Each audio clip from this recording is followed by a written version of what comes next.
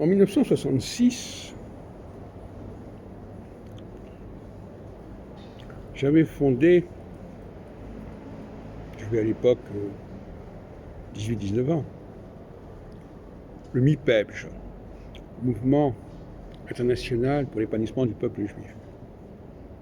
Et ce qui évidemment a apporté une dimension particulière à ce mouvement, c'est la guerre des 6 jours, de juin 67. On peut imaginer que cet événement messianique, apocalyptique, si on peut dire, tel qu'il a été vécu à ce moment-là, ont été en quelque sorte prophétisés par mon propre travail, que d'ailleurs j'ai mis en ligne ou dont j'ai parlé, parce que j'ai gardé les documents manuscrits de cette époque. Alors, est-ce que je sentais que quelque chose allait venir du côté d'Israël?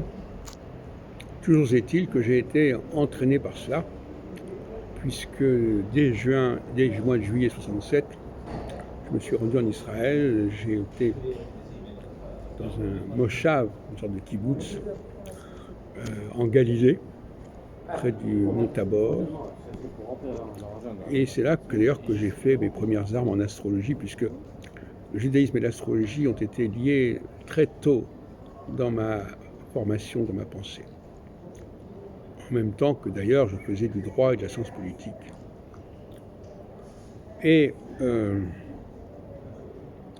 après ce séjour d'un mois en Israël, pendant l'été 67, je suis revenu à Paris, mais finalement, au mois d'avril 68, j'ai prévenu mes parents que je voulais m'installer en Israël, que je voulais partir.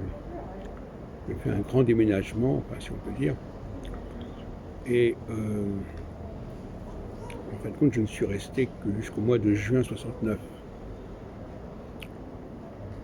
Donc cette période-là a été assez intense. D'ailleurs, elle a été marquante, puisque dans cette période-là, je me suis imprégné de la langue hébraïque, et que je crois que je la connais assez bien depuis ce temps-là.